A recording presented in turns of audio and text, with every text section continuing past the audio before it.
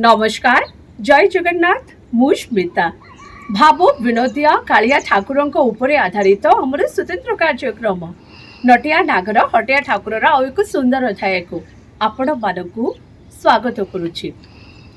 कोटि ओडिया मौड़मणि महाप्रभु श्री जगन्नाथ तांकर प्रत्येकटी क्षेत्र में लुचि रही रहस्य पतित पावन बानारे रहस्य महोदधि रहस्य नीलचक्र रहस्य महाप्रसाद रहस्य असरंती रहस्यर गंताघर श्रीमंदिर एवं निजे प्रभु श्री जगन्नाथ ए रहस्य मानक मध्य गोटे रहस्य होउछि महाप्रसाद प्रस्तुत हेउथेबा माटी कुडुआ हांडी सालर माटी हांडी हजि जाइछि सत किंतु श्रीमंदिर सेवा पूजारी आदर कमी नाही माटी हांडीर मनरे प्रश्न आसे श्रीमंदिर भंडार घरे मूल्यवान धातु निर्मित पात्रर अभाव नथिबा बेले महाप्रसाद काहेकि प्रस्तुत करा जाय थाए माटी हांडी रे कोन रहिछि कारण चलंतु जानिबा आजिर अध्याय रे। हांडी सालरु माटी हांडी हजि जाइछि किंतु श्रीमंदिर सेवा पूजारे आज मध्य माटी हांडी बा कुडुआर व्यवहार करा जाउछि। आज मध्य श्रीमंदिर रे आदर कमी नाही कुडुआर प्रत्येक दिन महाप्रसाद प्रस्तुत होई थाए माटी हांडी रे बा कुडुआरे। त्रयोदश शताब्दी तृतीय अनंग देवक समय श्रीजीउंको पई महाप्रसाद अन्नभोग मड़ही व्यवस्था प्रचलन हेबा परठारु कुडुआरे रोषेई आरंभ होइथिला। सेतेबेले छत्तीसा निजोगरे स्थान पाइथिला कुंभाकार निजोग। समय क्रमे 56 पौटी भोगर परिमाण वृद्धि पाइबा सहित बढ़ी चलिला कुडुआर चाहिदा। विपुल परिमाणर माटीपात्र जोगाइबाकू श्रीमंदिर पक्षरु कुंभारपड़ा टिकरपड़ा एवं नुआसाही स्थित कुंभार मानकू चुक्तिभुक्त करा जाइथिला। तेबे कुडुआ हेउछि माटीरे तैयारी एक पात्र जहा श्रीमंदिर रे अभड़ा रंधन एवं रखिबा कार्य रे व्यवहार होइताए।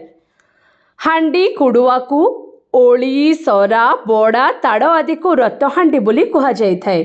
तेबे श्रीमंदिर रे 5 प्रकारर ताड़ 6 प्रकारर हांडी 6 प्रकारर कुडुआ 6 प्रकारर ओली 4 प्रकार सरा माटी पात्र व्यवहार होइथाए।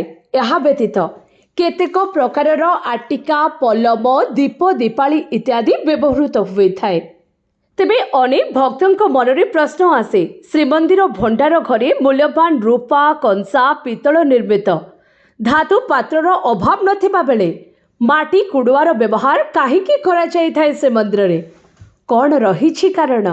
तेबे माटी कुडुआ अन्यान्य रंधन पात्र अपेक्षा स्वास्थ्यप्रद एवं पवित्र कुडुआ रंधा खाद्य रे भरपूर होई रही थाए। माटी कुडुआ अन्यान्य रंधन पात्र अपेक्षा स्वास्थ्यप्रद एवं पवित्र अटे। कुडुआ रंधा खाद्य रे भरपूर होई रही थाए। अण पुष्टिसार भाटी रे कुडुआ को एभली पोड़ा जाए जेपरि कि एहार रंग नाली होई जिबा नाली रंगर कुडुआरे प्रसाद रंधन कले रंधन यथाशीघ्र समाहित होई थाए एवं रंधन परे मध्य दीर्घ समय पर्यंत गरम रही थाए। तेबे जे कोनोसी धातु पात्र अपेक्षा माटी हांडी रे रोषेई होइथिबा खाद्य अधिक सुस्वादु एवं स्वास्थ्यकर होई थाए कारण माटी पात्र रे रोषेई होइथिबा खाद्यर सूक्ष्म पोषक तत्व नष्ट होई न थाए। माटी पात्र क्षारीय गुण बहन करुथिबारु अम्ल प्रभाव को ह्रास करी खाद्य को समतुल स्तर को आनी थाए जहाँ सहजरे हजम होई थाए। माटी पात्र रे रोषेई खाद्य नियमित खाउथिबा व्यक्ति मधुमेह एवं गंठी जंत्रणा भोगंती नाही।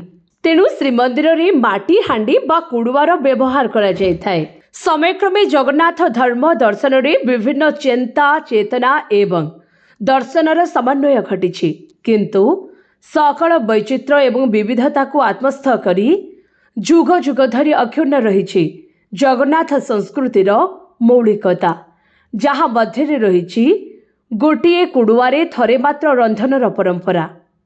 तेणु माटी कुडुआरे रोषेई करबा स्वास्थ्य सुरक्षा दृष्टि जेतिकी उपादेय परिवेश पाई सेतिकी उपयोगी।